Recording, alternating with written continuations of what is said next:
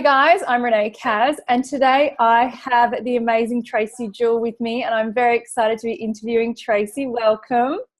Thanks, Renee. Thanks for having me. Local Perth girl, loving it. So you guys probably all know Tracey pretty well by now, unless you've been under a rock. So she starred in 2018's Married at First Sight. She was known as the brunette beauty who is incredibly forgiving on the show, but you may or may not know Tracey is also an author and an amazing businesswoman. So she's written This Goddess Means Business, and that's your new book that's coming out shortly. It is. It's out now. So yes, very exciting. Awesome. And so it's all about mastering your marketing. So it's a step-by-step marketing coaching plan using attraction-based marketing and marketing principles and mindset optimization tools, which I absolutely love, and we're going to be diving into that and more about that shortly. And she's also written Don't Mess with the Goddess, and that's an empowering guide to forging success, establishing independence, and finding balance for a truly satisfying life through modern day spirituality. So when did you publish that book? So that book came out in 2016, and I started writing that book when I went through a divorce because, you know, when you reach 30 through a divorce, it's like a new phase of your life. And I almost wrote it to my aspirational self of where I wanted to be in a few years' time. And then when I got there, literally following all the techniques that are in that book, that's when I thought, yep, time to put it out there and publish it. So I actually lived and breathed that book for 3 years to get me through that difficult time. Awesome. Well, that's really powerful to share that story as well with other people because it's so common. Whereas, you know, a lot of our parents, my parents have actually both been remarried twice. But so we're used to that demographic of like our parents being divorced. But I've got so many friends that even before they're 30 are divorced. And yeah, it's happening a lot sooner. Definitely. Yeah, and it's almost like an opportunity to reinvent yourself. So instead of feeling lost all the time, Don't Mess with the Goddess is really just about finding your voice and communicating that so we learn from our mistakes. Yeah. So, you know, life can get better rather than, you know, that lost feeling and that overwhelmed feeling when everything in your world changes. Yeah, exactly. Well, I'd love to know a bit about your story. So obviously you're a mother, you're a published author, you're a marketer and a public speaker, and you've even been on Oprah. So could you tell us a bit about your story and your journey on how you've got to be where you are today? Yeah, so for me, you know, we all have an outlet, whether it's creative or even working out. We all need an outlet to get through the challenges in life. And, you know, I'm not a victim, but I've certainly, you know, been through some hard times, and writing has always been an outlet for me. It's always been the thing I've gravitated towards. And, you know, it wasn't even really a dream of mine to be a published author. It was just more a self-healing and through the writing process. And once I started sharing it with some people, my first book, Goddess Within, that came out in 2011, they were like, you need to get it out there because a lot of women have been through similar situations. And I'm all about contribution and wanting to help and share. And yeah, that book found its way in the hands of the Oprah team in Chicago. And before I knew it, within 3 days, I was being flown to Chicago to appear on one of her shows. I mean, it's just uncanny. You can't even predict things like that. And what I love about life sometimes is if you just take the courage to put yourself out there, you never know what's going to come back. And that's a classic example of that. That is amazing. So had you been specifically trying to target Oprah's team with your press releases and be like, hey guys, check me out? I was, you know, I'm a big fan of vision boards. Like I always had Oprah on my vision board. I've got a massive picture of Oprah in my house. And it was just something, you know, of course, you know, that's like the ultimate. But never in my wildest dreams did I actually target that to happen. It was literally just the universe bringing it to me in the weirdest of ways. That is awesome. That's so cool. So then on that journey, obviously then the next step was when you were divorced and you wrote your book, published that. And so now bring us up to scratch with where you are now and what sorts of things you're doing now. Yeah, so for me, writing has always been the number one for me. And I've worked as a marketing consultant, similar to your good self, because I know that you do a lot of business coaching. And it's just something that's evolved.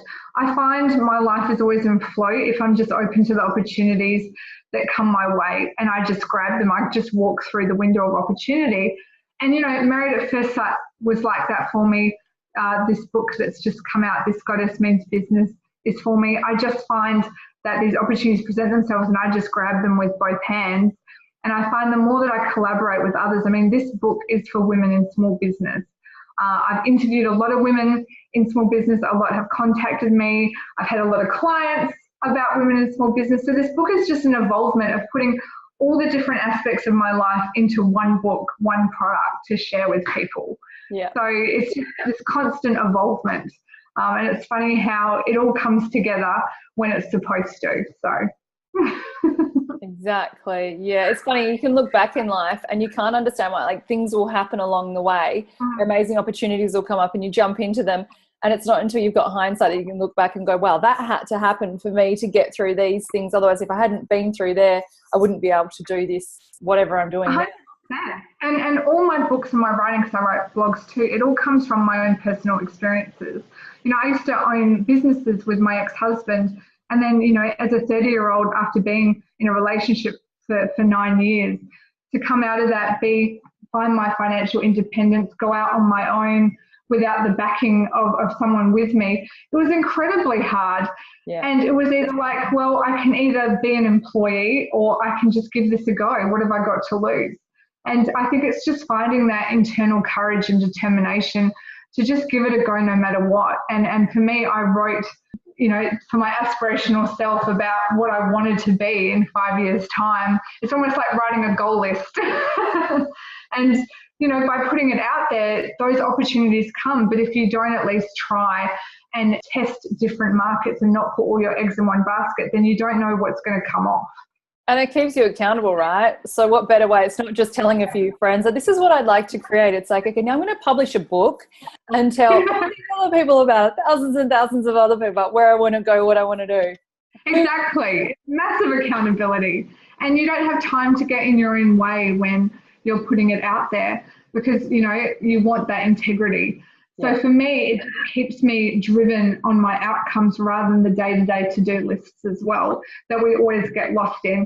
And I find that's the number one thing I keep hearing from women is, why am I not getting anywhere in my business? And you can have a to-do list every day and you'll never get through it because there's always more to-dos. Mm-hmm. But if you focus on the outcomes of what you want, whether that's 6 months, 90-day plans, a year, and match your to-do lists every day with your outcome, you're almost pulled towards your outcome and you achieve it a lot faster and the to-dos become irrelevant.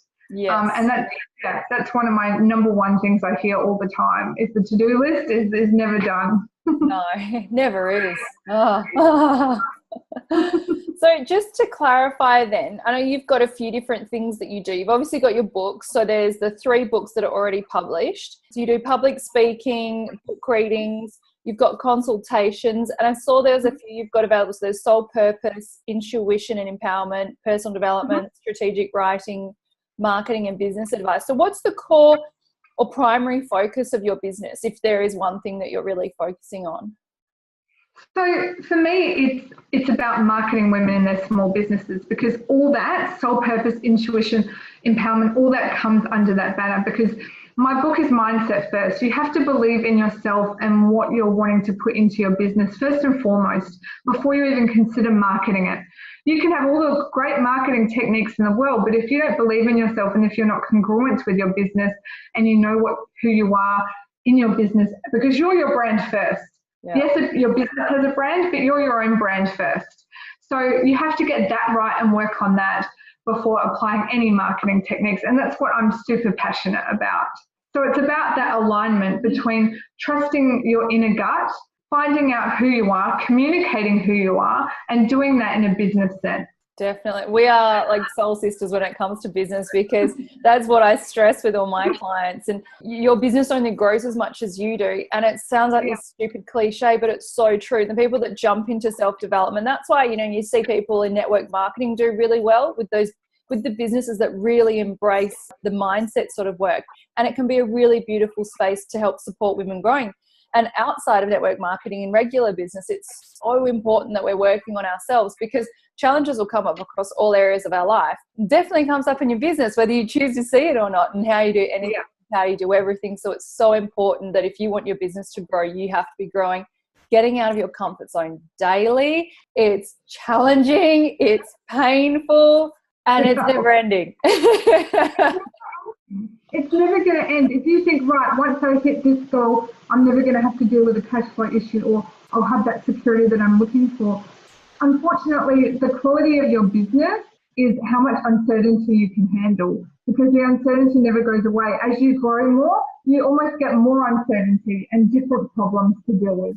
And if you don't look after that mindset first, it's just going to be a constant struggle at every plateau and at every stage. Exactly. So I'd love to touch on books, and that you've got books. Now, are they self-published, or have you been published by a publishing company? So my first one was published with Kacz Global, a publishing company. It's so funny. A lot of people are like, oh, it's really hard to get published. And I'm one of these girls that's going to sit here and go, well, really it isn't. but it's just not giving up. It's, accepting rejection is a part of the process. And a lot of people give up too soon, or they don't actually finish and complete their work, or they submit it to a couple of people and then just rest on their laurels and go, it's out there, I've done my bit. And it's hustling. If you believe in your work, the right person will find you to publish it. And that's what happened for me. So for the Soul, was it over 200 times he got rejected before he got published? And, the 4-Hour Work Week by Tim Ferriss was like 27 times. How many times did you get rejected before you found your publisher? I can't even count. And then, I got rejected so many times, like we're talking dozens of times, probably around 30 times. Yeah. And I thought, okay, let's try a different approach. Okay, this isn't clearly working. So it's not about giving up, it's about a different approach. So what I did is I contacted authors I wanted to be like, that I kind of based my work around. And I found my top 10 list, I contacted them all, and I said, hey, this is my manuscript. I'm not looking for a testimonial review, I'm just looking for feedback. What am I doing wrong? What do you like? What don't you like? And about 5 of them replied straight away. I think all of them ended up replying at some point. And I was amazed at the feedback they gave. And I've actually built relationships with some of these women who I'm still friends with today. And it's like, don't be afraid to reach out to people. I'm lucky enough that now people reach out to me. And don't be afraid to just put yourself out there and ask for that feedback and, constructive feedback. Yeah. And I made tweaks based on the feedback I got. And that's what led to me being published, because I wasn't trying to be perfect. I was open to the feedback to make it a better piece of work. Awesome. That's fantastic. And so now with the more recent books, are they self-published? My second one I self-published because I felt like I was ready to try something new. So I self-published that one because that fit into my model of what I wanted to do with it. And I had the time and the resources to promote it myself. And this third book is published again because I'm time poor. So there's no right or wrong way. It really just depends on what your outcomes are. And for example, some of my clients that want to have a book as part of their marketing platform, sometimes it's better for them to self-publish because they already have their platform as an additional marketing tool for them to use and reach people. So it really just depends on what you want to achieve. There's no right or wrong. Yeah, I think it's really interesting because this day and age, it's easy, very easy. If you're a marketer, to launch your own and publish your own book. And oftentimes there's not a whole lot of benefit in getting a publishing company behind you because they often don't do book tours these days.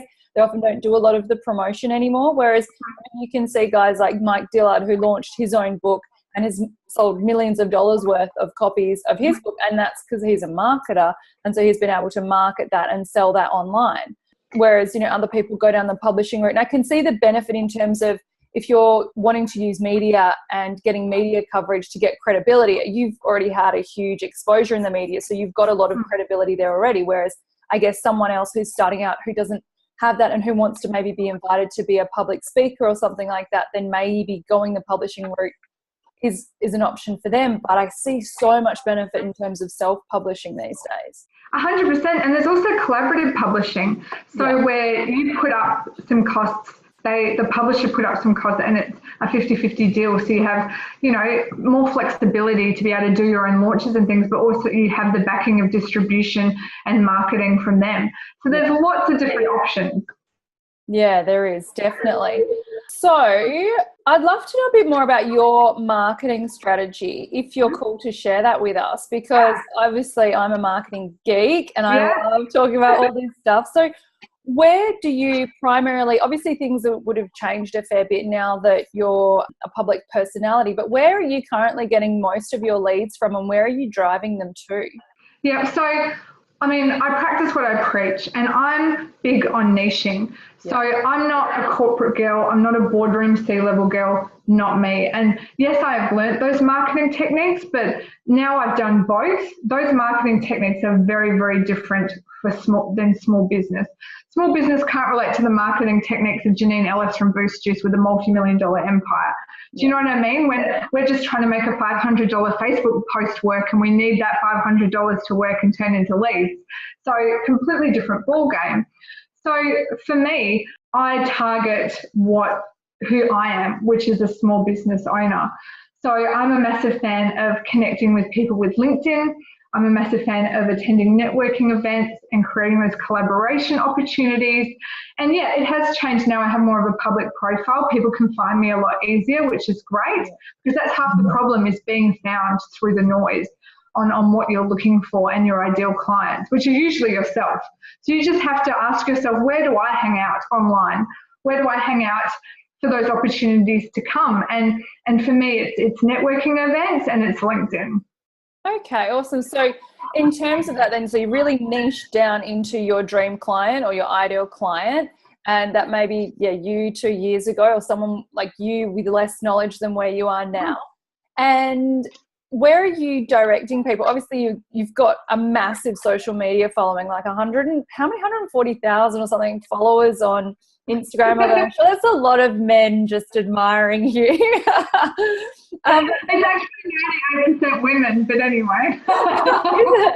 So are you directing them to a certain place if they're coming to you organically? Do you have a funnel that's guiding them to something? Is it to your book? Yeah, so at the moment it's to my book, one-on-one clients. So I'm at capacity with my one-on-one clients at the moment. So it is to my book. And then from there, it's to workshops. So I do an online marketing course, which is the same techniques that I'd use for a one-on-one client, but I do it in a group now. Yeah. So that's my funnel, is book, blog. So subscribe to my blog. And then I run 21-day online marketing courses. So yeah, a funnel is so important. You need to have those touch points. And what I find, because I'm connecting at least on a fortnightly basis with these women, they might not be ready to take the next step now into my marketing course or some of the workshops I do, but by actively continuing to engage with them and keep myself on stage when they are ready, they know where to find me. And that's the thing, not every client is ready to be a client right now. So make sure you utilize your database, because you never know on what point of the life cycle journey they're on, because they might be 2 months, 6 months. So you need to keep that active engagement. It's not about, click through to a website and lead straight away. That's not how it works. It's a journey. Yeah, absolutely. And you've got to foster that relationship. Just because people are coming across you online or on social media, and I ran an event on this last week, a social media Q&A panel. Just because you're meeting someone on social media doesn't mean you can start offering them and sell at them. It's just like if you were to meet them in the street, hopefully, or at a networking event, you're not just going to spew yourself and spam all over them. And that doesn't work. People love connection. They love, really having that relationship. And that's the same in marketing, no matter what channel you're using. Yes, it's awesome to offer what you've got. You need to give people an opportunity to, but like Gary Vee says, which I've got somewhere behind me here, jab, jab, jab, right hook, give, then ask for something. You can't just go in for the sale without having that trust and that rapport first. 100%. And you also can't change your product delivery or your services too often, because it really takes, over 10 times for someone to get used to what you're offering. So if you keep changing it because you don't think it's working, it's never going to friggin' work. You have to at least give it time to be out there in the space. So don't be, a lot of people come to me and they're like, but I'm worried, like they've already seen it, X amount of times. I'm worried that they'll just get bored and they'll unsubscribe. It's actually the opposite. They need to keep seeing it, because when they're ready to act, they know that it's still available. You can't keep changing the game and the goalposts. Yes, absolutely. That consistency factor and having that there and being there. And when you see people who are consistently taking action on the one thing in their business, it can take around 12 months, but you see within 12 months they've made massive progress in their business, whereas at the beginning they might not expect that. Even after 90 days of consistent action, you see the results. But all too often a challenge I see with many women in business is doing too many things, which actually jumps into that segues nicely into my next question. But doing too many things, and it's very confusing for the marketplace. Yeah. People say, like, I don't understand. Are you selling health products? Are you a network marketer? Are you like, I don't understand what this is. What do you do? And if that's consistent feedback you're getting from people, like, I don't understand what you do, then it's time to like reduce what you're doing and be really clear and specific on that one thing so that people can really get what you do. And when there's that trust, then they're going to want to buy from you. Yeah, and I think it's about finding a way to link things. So I'm a fan of multiple income streams and doing a few different things, but you need to find a way to connect it all together. So for me, I do lots of different things, but it's all relatable. So I can promote 3 different things, like a workshop, a book, or me speaking at an event, because it's all similar and there's a connection between the two. I'm not trying to promote X, Y, and Z. And I think that's where people fall down, is they're trying to promote lots of different things and they're not tying it together. Yeah, and it's all supporting women in business, so it's that common thing which makes sense for people. Yeah. So I guess I see one of the big challenges with women in business is often taking on too many things or not getting the help when they need it, whether it's, help at home. Like if you're the CEO of your company, to then come home and be the cook, the cleaner, the everything else, the mum, it doesn't make sense for us to be doing all these things, and we need to be leveraging our time. I was reading something recently where, I don't know, it gave some statistic, I'd be making it up now, but the greatest cause of failure for female business owners is that we take too long to get the help that we need. So just as an idea, and I find that the women in my community learn best from example. Do you have much support? Do you have much support in your business? And also at home, do you engage in support to help you create what you're doing? Yeah, I think women, it's like that inherent feminine need where we need to do it all, and we're not good for asking for help, and we say sorry a lot. And you know what? I just got over the guilt and I learned to delegate and get over myself and get out of my own way. I have a cleaner. I don't do a lot. I have a PA, and it's hard to like part with that money. And again, that guilt, I should be doing it all. I got over myself.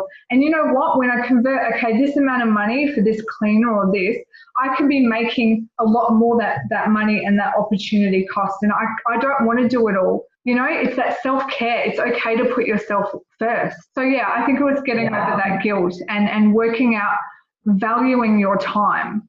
Yeah. 100%. And hiring staff, yes, it means you get less money in your pocket at the end of the day, but what you have is time. You get more time. So as a mum, it's like, okay, would you rather spend your Sunday working, Tracey, or would you rather have a day with your daughter? Yeah, 100%. Because, I share custody of my child. I don't get the luxury of seeing her every day. So, of course, I've literally packaged my whole week. So on the days I have her, I drop her to school, I pick her up. Then non-negotiables, I don't work. And then when I don't have her, I work extra hard and extra long hours to make up for that. And I'm lucky that I get to balance my time around it. But yeah, 100%, you need to prioritize some things. And it's like that in a relationship. When you have a gym session or a date, treat it like the most important business meeting in your life. Don't cancel and change it. The work can wait. We need to start prioritizing other areas of our life, not just our work. And it's hard when you don't have the parameters of a workplace and you're doing it for yourself. It's really easy to open up your laptop and answer those emails. Let me tell you, I've done it a million times. And even vice versa. And I've seen the opposite with some of my clients as well, where they've felt challenged setting the boundaries because they'll see things that need to be done around the home, and their partner, because of the way they're behaving, their partner might not respect what they're doing and just go, oh, here's the dry cleaning, here's this, here's that, make sure the shopping's done before I get home. Okay, yeah. And they're not like beating women or anything like that. These are strong, independent women choosing to do that. And I'd ask them, okay, well, why is that a priority? If you were working for someone else and a 9 to 5, whatever it is, would you be able to go and get your hair done in that time? Would you be able to go do your dry cleaning in that time? Would you be able to do your food shopping? Well, no. So why would you respect someone else, and you're building their business? Why would you respect them more than your own business? And often that can be really confronting, but it's also looking at the boundaries that we allow ourselves to set. And likewise, if you're missing out on weekends or family time, and then like, when you're really passionate about what you're doing, it's hard to say no and stop, but it's like have that black and white time, the time where it's just about business. Exactly. You need boundaries. And look, we're all going to have times where we're super busy and it is going to take over our life. And that's fine. That's life, right?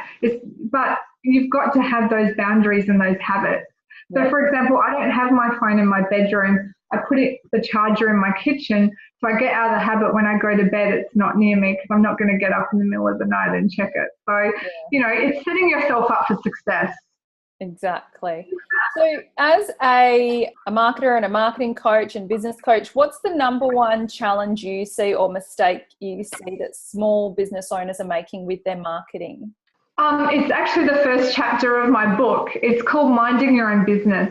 And I think women wait until it's perfect to put something out there, and it never friggin' is.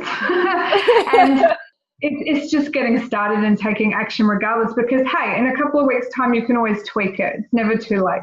And the second thing is spending too much time on everyone else's business, spending time on what employees think of you, your partner thinks of your business, too much time looking at your competitors on social media and obsessing over their websites and their marketing.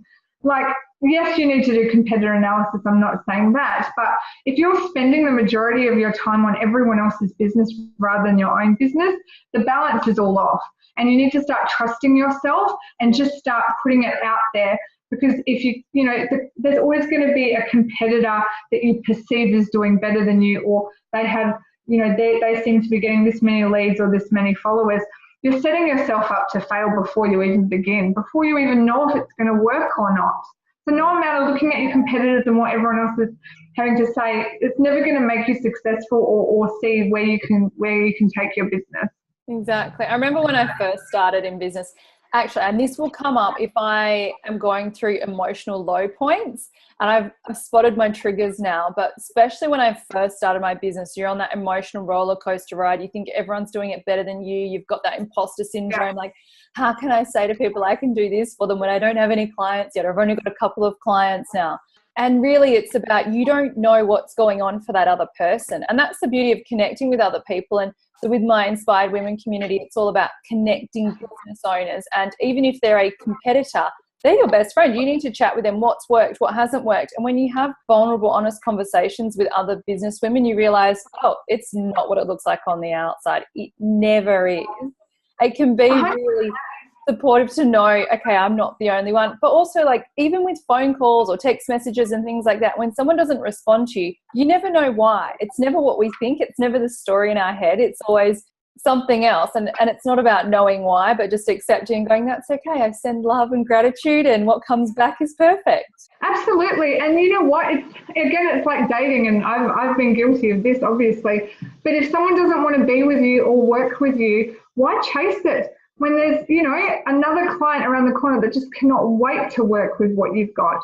So I think we're barking up the wrong tree a lot of the times to get over that rejection and feelings of, well, why don't they like me, or why don't they want to work with me? We're not for everyone. We don't want to work with everyone either. So it goes both ways. So it's a good lesson to get over. Yes, absolutely. And actually, touching on that, I'd love to get your feedback on handling public scrutiny. I mean, you've been propelled into the limelight, and I started following your journey because I was a little bit addicted to maths, and we became social media buddies at the beginning of it airing earlier this year.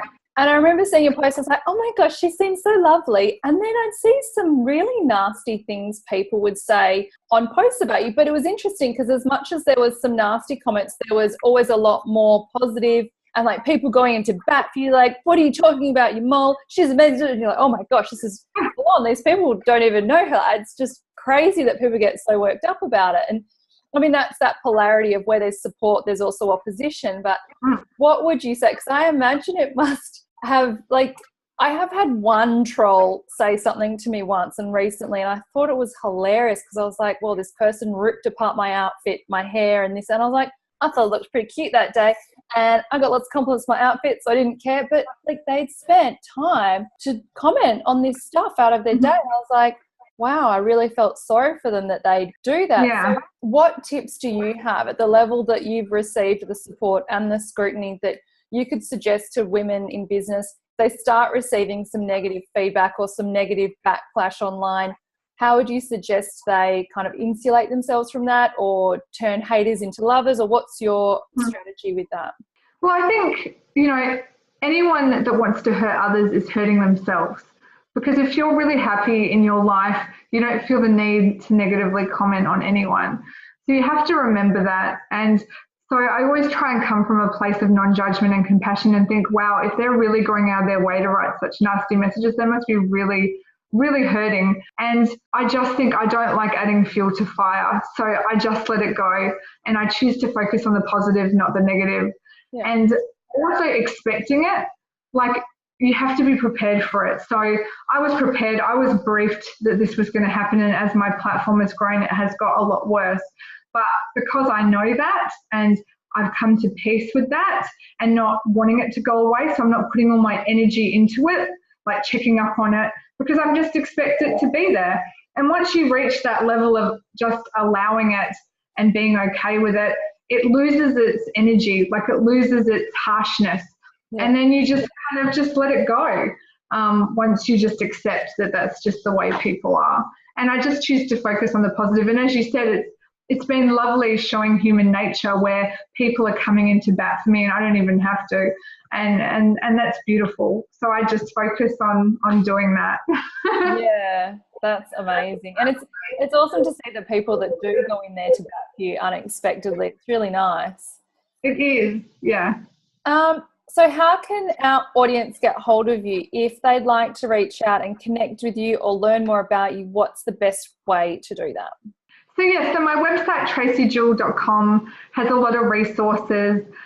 You can email me from there if you'd like some one-on-one marketing advice, or all my workshops are listed on my event page, or you can subscribe to my blog. I collaborate with a lot of different women in their own small businesses, so I get hold of a lot of like goodies like beauty products and journals and all kinds of stuff. So I do giveaways all the time because I love giving back. So my website has all that information on it.